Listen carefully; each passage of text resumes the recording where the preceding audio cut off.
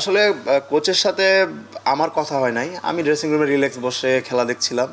তো হঠাৎ করে মোসাদ্দেককে স্যার ডাক দিল। স্ট্রাকচার আসলে ক্রিকেট খেলা শুরু তো ভাইদের সাথে বাড়ির উঠানে, গ্রামে থাকতাম ছোটোবেলায় একদম ছোট থেকে।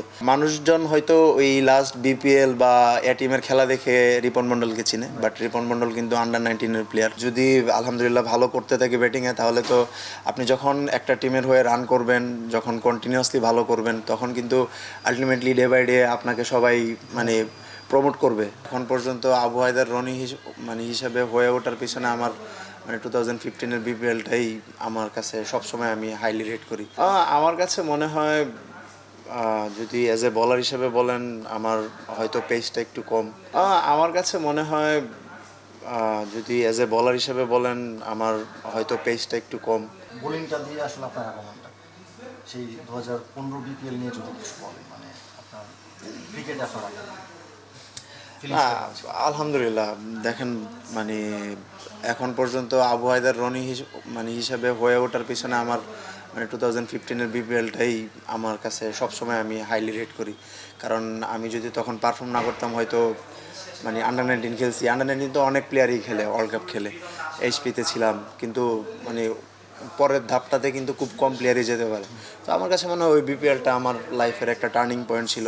তো আলহামদুলিল্লাহ এরপর থেকে মানে ন্যাশনাল টিমে খেলেছি। তো ক্রিকেটের একদম চূড়ান্ত শিখরে পৌঁছানোর জন্য ওই বিপিএলটা খুবই ইম্পর্টেন্ট ছিল আমার লাইফের। আপনি আপনার আগমনটা খুবই মানে মিস্টিরিয়াস ছিল, খুবই নাইসভাবে আপনি গিয়েছেন। তারপর আপনার ইন্টারন্যাশনাল ক্রিকেট বা হচ্ছে বিপিএল আপনি রেগুলারই খেলছেন, ডোমেস্টিক ক্রিকেটে রেগুলার খেলছেন, বাট ন্যাশনাল সার্কিটে আসলে কোন জায়গাটায় কমতি মনে হচ্ছে যে আমি কেন যেতে পারছি না? আমার কাছে মনে হয় যদি অ্যাজ এ বলার হিসেবে বলেন, আমার হয়তো পেসটা একটু কম।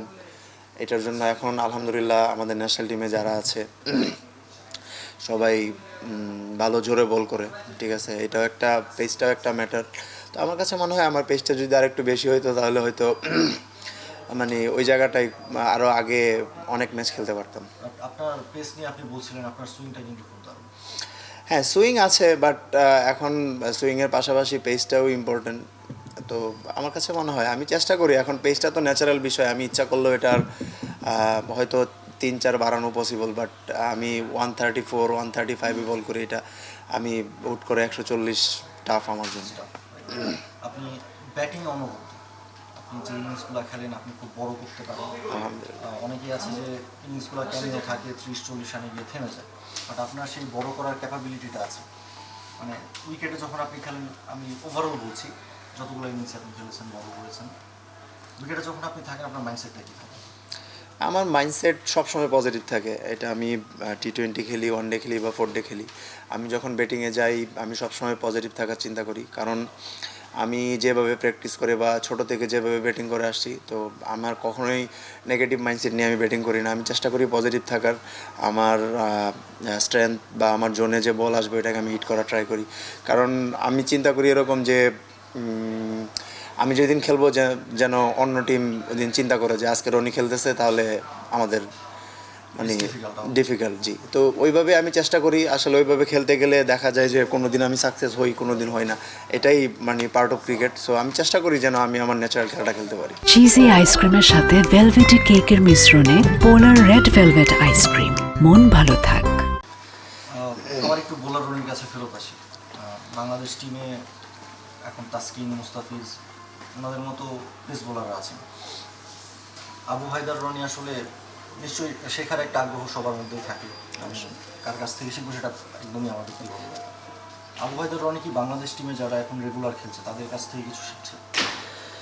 অবশ্যই শিখছি, কারণ এখন আলহামদুলিল্লাহ আমাদের পেস বোলাররা খুবই ইন্টেলিজেন্ট বোলিং করে। আগে শুধু গায়ের জোর দিয়ে বোলিং হইতো, বাট এখন আমার কাছে মনে হয় যে আমাদের পেস বোলাররা এখন ফিল্ডিং সেট আপ নিয়ে মাইন্ড গেম খেলে, ব্লাফ দেওয়ার চেষ্টা করে। তো এই জিনিসগুলো আসলে নতুন। এইগুলো মডার্ন ক্রিকেটে আপনার সার্ভাইভ করার জন্য এই জিনিসগুলো খুবই ইম্পর্টেন্ট। সো এই জিনিসগুলো আমি শিখছি। এখানে তাসকিন আসার পরে ওর সাথেও কথা হচ্ছে। ইভেন ম্যাচের মধ্যে আজকে দেখেছি ও কীভাবে বল করছিল, কি ফিল সেট নিয়ে ব্যাটসম্যানকে কনফিউজড করার যে বিষয়টা। তো এই বিষয়গুলো খুব আমার কাছে পজিটিভ লেগেছে। আবার একটু ব্যাটসম্যান রনির কাছে ফেরত আসি। রনি অ্যাজ এ ব্যাটসম্যান সবসময় খেলে থাকেন হচ্ছে মিডল অর্ডার অথবা লোয়ার মিডল অর্ডার। অনেকেই কখনো মানে সামনের দিকে খেলবে, দেখা যাবে সামনে? এটা আসলে ডিপেন্ডস। যদি আলহামদুলিল্লাহ ভালো করতে থাকি ব্যাটিংয়ে, তাহলে তো আপনি যখন একটা টিমের হয়ে রান করবেন, যখন কন্টিনিউয়াসলি ভালো করবেন, তখন কিন্তু আলটিমেটলি ডে বাই ডে আপনাকে সবাই মানে প্রমোট করবে। তো ইচ্ছা আছে। তো এখন আলহামদুলিল্লাহ যে জায়গায় ব্যাটিং করতেছি, এর থেকে যদি মানে 1 ডাউন বা 2 ডাউন আগে ব্যাটিং করতে পারি, তাহলে আমার জন্য দেখা যাচ্ছে যেদিন আমি খেলবো ওই দিন বড় রান করার স্কোপ বেশি থাকে। স্পেশালি 4th ডেতে আমি যখন 8 নম্বরে নামি, আমার সাথে ব্যাটসম্যান থাকে না। সো এই জন্য আসলে আমার যে আলহামদুলিল্লাহ অনেকগুলো 50 রানের ইনিংস আছে, ওইগুলোকে আমি বড় করতে পারি নাই, মানে বিকজ অফ পার্টনার ছিল না সাথে। তো যদি ভালো করতে থাকি, তাহলে হয়তো টিম ম্যানেজমেন্ট বা যে টিমে খেলবো তারা অবশ্যই আমাকে সামনের দিকে বিবেচনা করবে।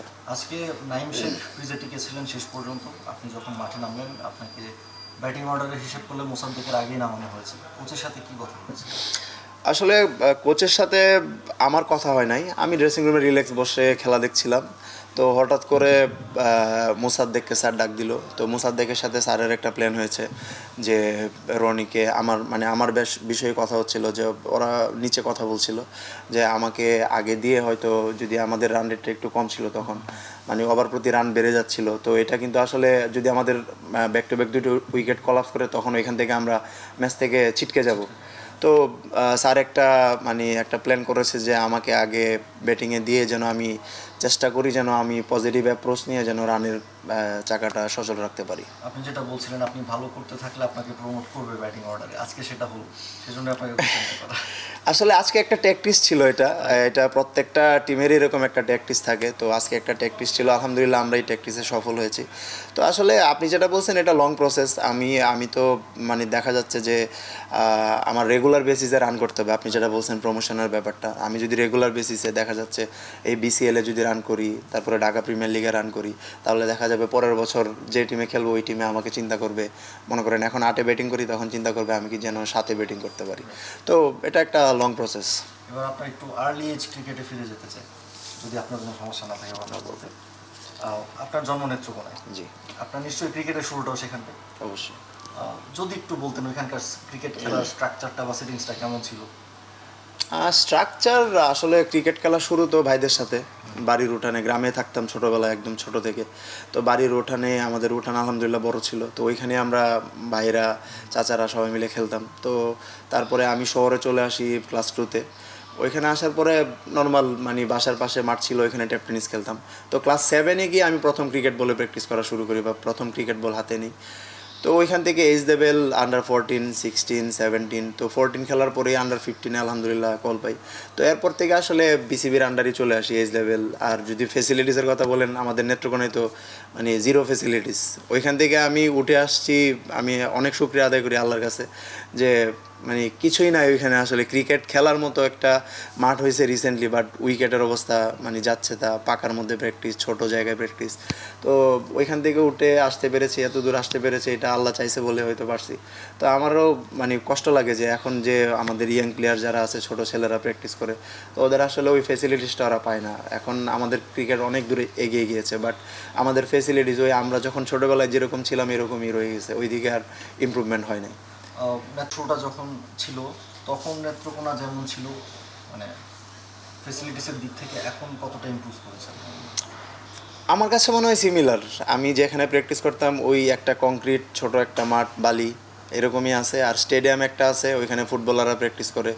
এই লাস্ট 2 বছর ধরে আর্মির একটা ক্যাম্প ওইখানে বসে আছে, তো ছেলেপেলারা ওইখানে প্র্যাকটিসও করতে পারে না। বিসিবি থেকে একটা উইকেট বানায় দিছে, বাট ওইখানে কোনো গ্রাউন্ডসম্যান নাই। তো উইকেট মেনটেন্যান্সেরও একটা ব্যাপার আছে, তো ছেলেরা প্র্যাকটিস করে। আমি এবার এই বিসিএলের আগে আমি নেত্রকোনায় ছিলাম, তো আমি একদিন প্র্যাকটিস করতে গিয়েছিলাম।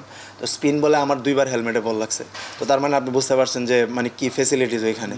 তো একটা ইয়াং ছেলে যখন আপনি একদম মানে আন্ডার 14-এর একটা ছেলে যখন এইসব উইকেটে খেলা শুরু করবে বা শিখবে, তো সামনের দিকে কীভাবে যাবে। আমার কাছে মনে হয় যে রুরাল জায়গাগুলাই আরেকটু ক্রিকেট ফেসিলিটিস ইমপ্রুভ করা আমাদের উচিত।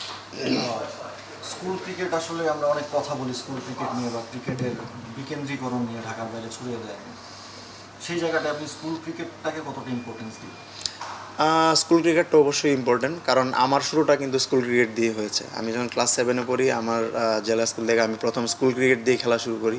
তো তারপর থেকে আমি জানতে পেরেছি যে আন্ডার 14ও খেলা হয়, 16 খেলা হয়, এরকম টাইপ।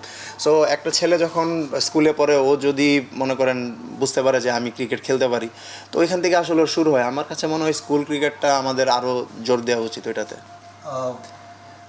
বাংলাদেশের ঘরোয়া সার্কিটে অথবা ইন্টারন্যাশনাল সার্কিটে রিপন মণ্ডল বা হচ্ছে আব্দুল গাফার সাকলাইন, ওদের যে উঠে আসাটা, সেটাকে আপনি কীভাবে দেখেন নতুন পেসার হিসেবে? অবশ্যই আসলে মানুষজন হয়তো ওই লাস্ট বিপিএল বা এ টিমের খেলা দেখে রিপন মণ্ডলকে চিনে, বাট রিপন মণ্ডল কিন্তু আন্ডার 19-এর প্লেয়ার, এইচপিতে আছে লাস্ট 2-3 বছর ধরে। সো ও কিন্তু একটা প্রসেসের মধ্যে দিয়ে আছে। বাট আমি খুবই সারপ্রাইজড, মানে দ্য ওয়ে সাকলাইন পারফর্ম, ঠিক আছে। ও আসলে একদম নতুন, মানে ট্যাপ টেনিস ক্রিকেট থেকে সে যেভাবে পারফর্ম করছে, ঠিক আছে, আমি আশা করি সে খুবই ভালো ক্রিকেট খেলবে। দুইজনেরই খুব ভালো ফিউচার আছে। আমার দোয়া থাকবে যেন দুইজনই ভালো ক্রিকেট খেলতে পারে। As a batsman Abu Haidar রনির প্রথম যে আইডল, উনি কি বাংলাদেশি নাকি ওভারঅল? মানে ব্যাটসম্যান হিসেবে আমার কোনো আইডল ছিল না, সত্যি কথা যেটা। না, আমি এজ লেভেল থেকে আসলে আমি চিন্তা করতাম, মানে নিজেকে ফাস্ট বোলার হিসেবে চিন্তা করতাম। তো ব্যাটসম্যান হিসেবে ওইরকম কোনো আইডল ছিল না। বাট যারা বড় বড় ছয় মারতো, ওদের ব্যাটিং আমার খুব ভালো লাগতো।